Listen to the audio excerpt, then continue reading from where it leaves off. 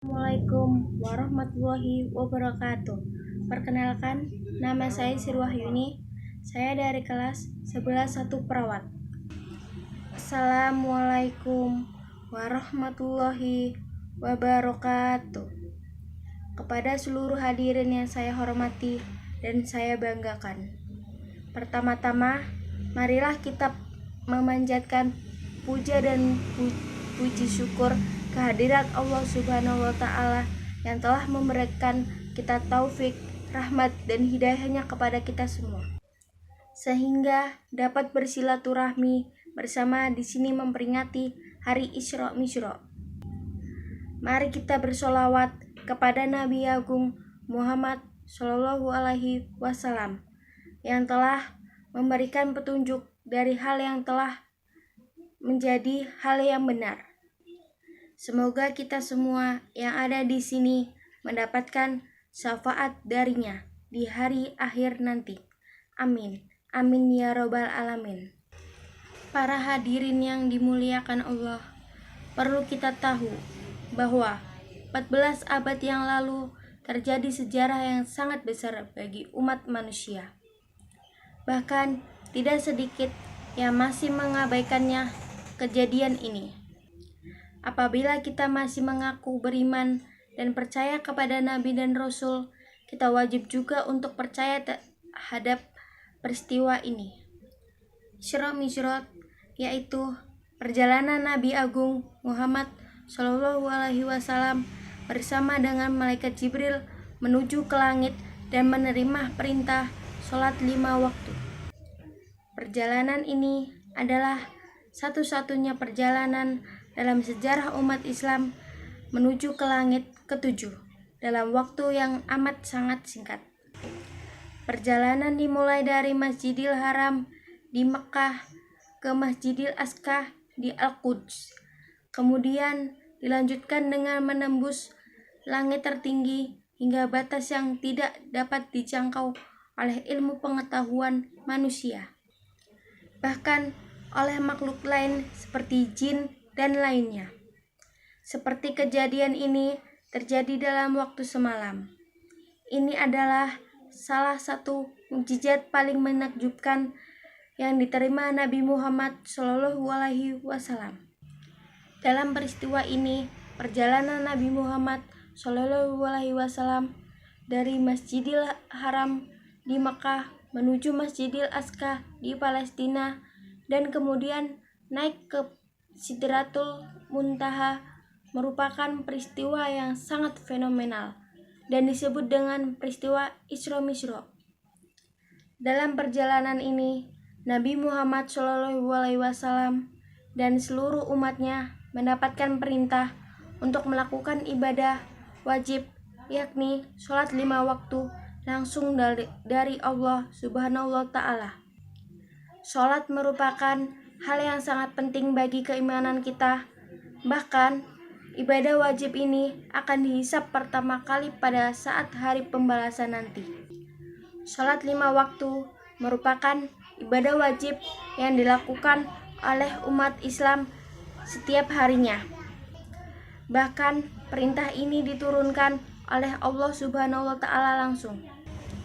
Ibadah ini merupakan ibadah yang sangat istimewa yang hanya dilakukan oleh umat Islam saja. Dari berbagai konteks, ibadah sholat 5 waktu merupakan hal yang sangat menakjubkan. Dari segi kesehatan, sholat 5 waktu merupakan terapi yang sangat cocok agar badan tetap sehat. Segi spiritual, melakukan sholat 5 waktu akan menjadikan jiwa kita tenang dan merasa terus berada dalam lindungannya. Ibadah sholat adalah salah satu syarat rukun Islam setelah syahadat. Didirikan dari 5 tiang atau sendi. Barang siapa yang mendirikan sholat, maka ia juga mendirikan agama Islam. Dan barang siapa yang meninggalkan sholat, maka dia akan meruntuhkan Islam. Sholat dilakukan selama 5 kali dalam 1 malam, 1 hari. Total semuanya adalah 17 rakaat. Ibadah ini wajib dilakukan oleh semua orang Islam kecuali yang sakit atau wanita yang sedang haid. Dalam menjalankan ibadah sholat, setidaknya terdapat 4 golongan manusia yang berbeda. Di antaranya adalah golongan pertama, merupakan golongan manusia yang tidak menjalankan sholat dan ingkar terhadap hukum sholat wajib. Para jumhur ulama sepakat mengkategorikan mereka adalah kafir. Golongan ini sangat berbahaya di muka bumi ini karena meninggalkan sholat tanpa halangan apapun. Golongan kedua merupakan golongan manusia yang tidak menjalankan sholat. Namun, mereka mengerti bahwa itu sholat wajib dan harus dilakukan.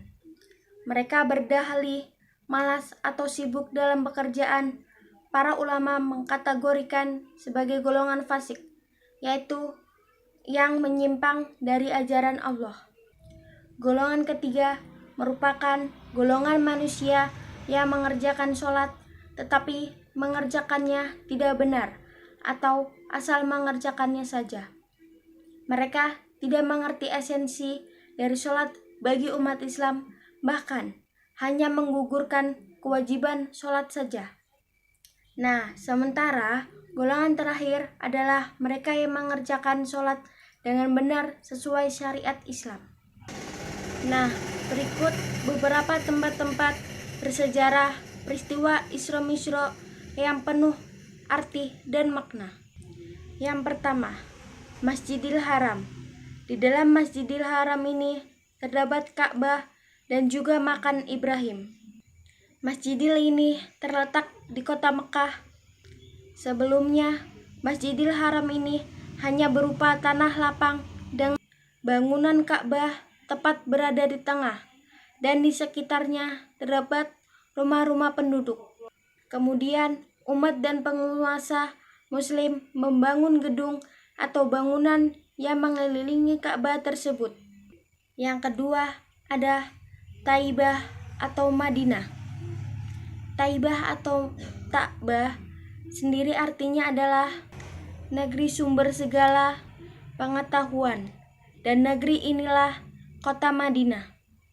Di kota Madinah inilah terdapat makam Nabi Muhammad SAW.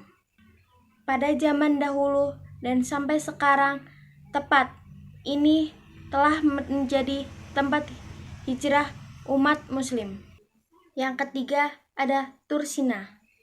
Tursina atau juga dikenal dengan Gunung Sinai merupakan gunung yang ada di Mesir. Di sini adalah tempat Nabi Musa bercakap-cakap dengan Allah Subhanahu wa Ta'ala. Yang keempat ada Baitul Laham. Baitul Laham atau juga dikenal dengan nama Bethlehem adalah tempat kelahiran Nabi Isa Al-Masih. Yang kelima ada Masjidil Aqsa. Masjidil Aqsa terletak di Baitul Maqdis atau dikenal juga dengan nama Yerusalem.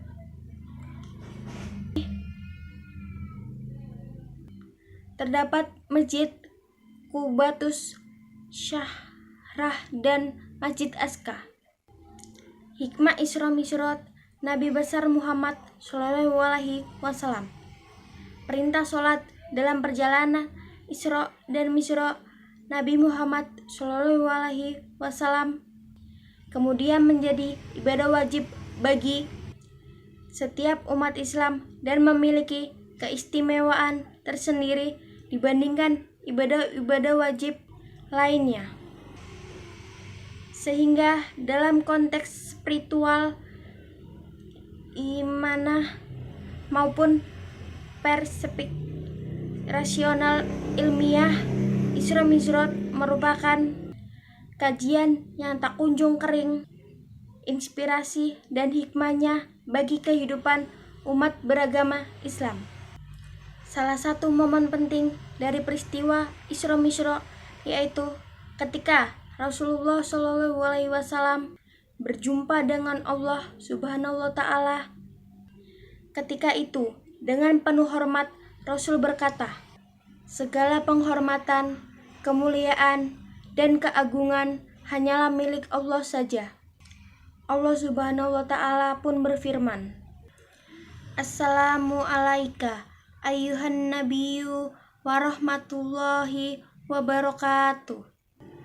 Nah, mari kita menjalankan sholat menjadi sebuah kebutuhan sesuai dengan yang telah disyariatkan dalam Islam, agar kita terhindar dari siksa yang nyata dan mendapatkan keselamatan dunia dan akhirat.